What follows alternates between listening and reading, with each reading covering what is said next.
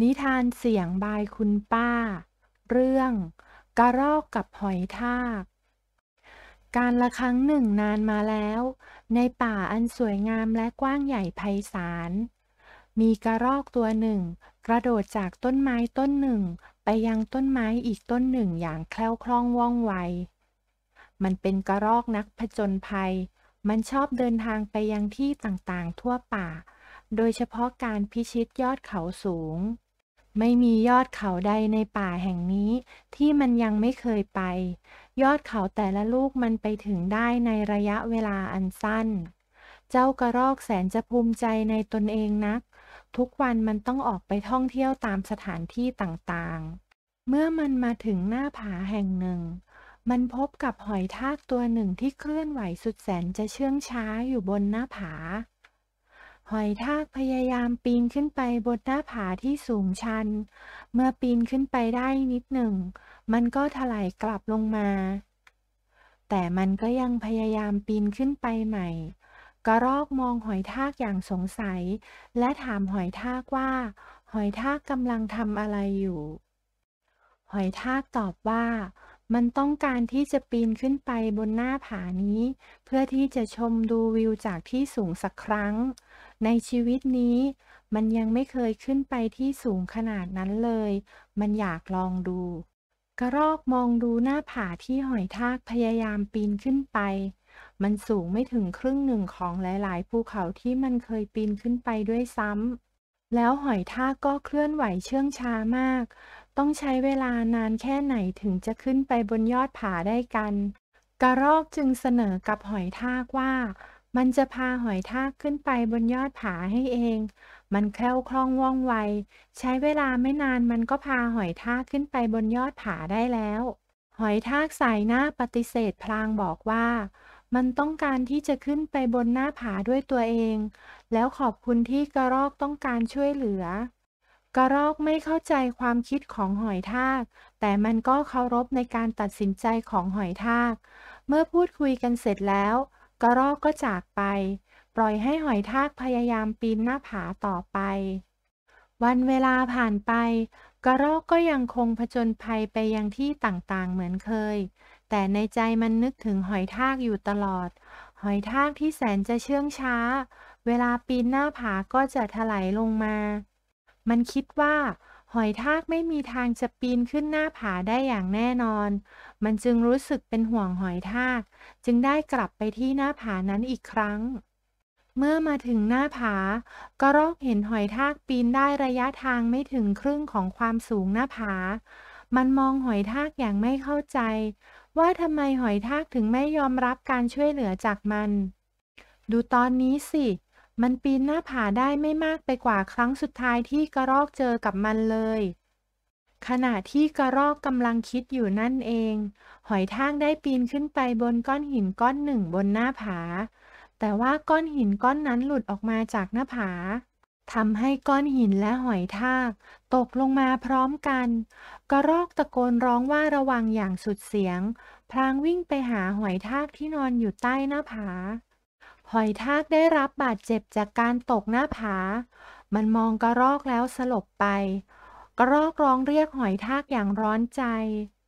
มันพาหอยทากไปพักใต้ต้นไม้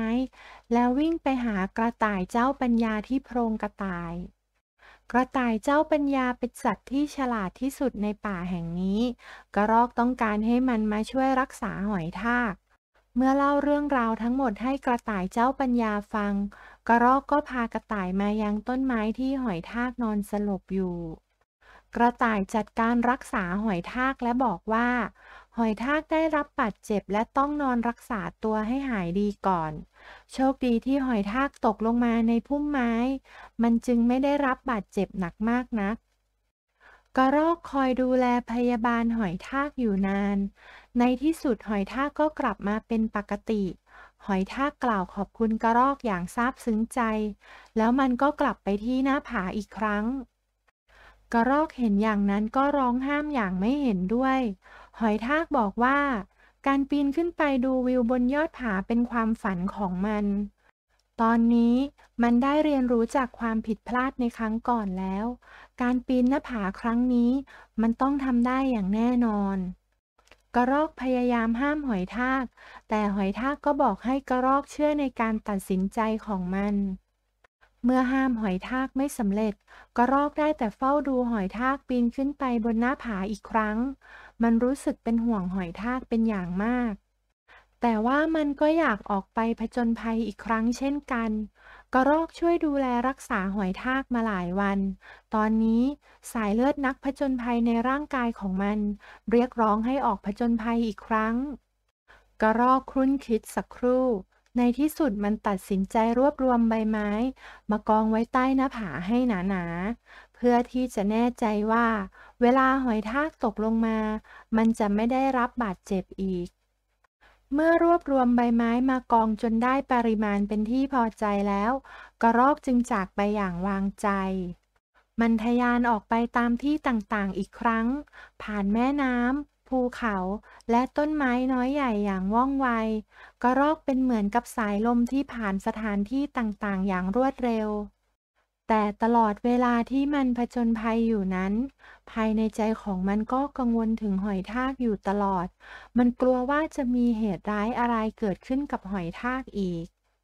เมื่อการผจญภัยครั้งนี้ของกระรอกเต็มไปด้วยความกังวลทำให้การผจญภัยดูไร้รสชาติกว่าที่เคยกระรอกจึงตัดสินใจกลับไปที่หน้าผาเพื่อดูว่าหอยทากเป็นอย่างไรบ้าง เมื่อมาถึงหน้าผากระรอกพยายามมองหาหอยทากแต่ว่าไม่เห็นใครอยู่ที่หน้าผาเลยจนกระทั่งมันได้ยินเสียงเล็กๆเสียงหนึ่งเรียกมันจากบนยอดผากระรอกเงยหน้าขึ้นมองมันเห็นหอยทากที่จุดยอดของหน้าผามองลงมาที่มันด้วยความดีใจกระรอกถามหอยทากอย่างประหลาดใจว่าหอยทากขึ้นไปบนนั้นได้อย่างไร หอยทากหัวเราะและตอบว่า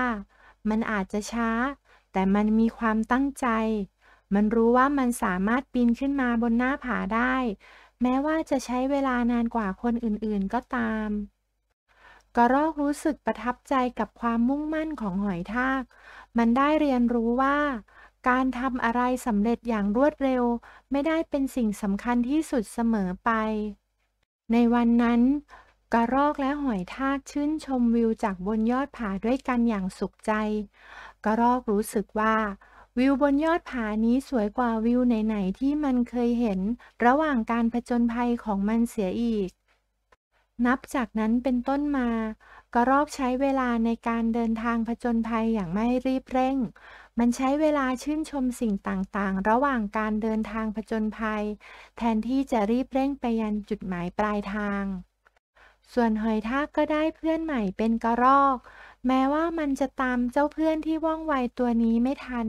แต่มันก็สนุกกับการได้ฟังเรื่องราวเกี่ยวกับการผจญภัยทั้งหมดของกระรอกกระรอกได้เรียนรู้บทเรียนสำคัญจากหอยทากว่ามันไม่สำคัญในการไปถึงที่หมายอย่างรวดเร็วเสมอไปแต่ระหว่างทางที่จะไปที่หมายก็มีความสำคัญเช่นกัน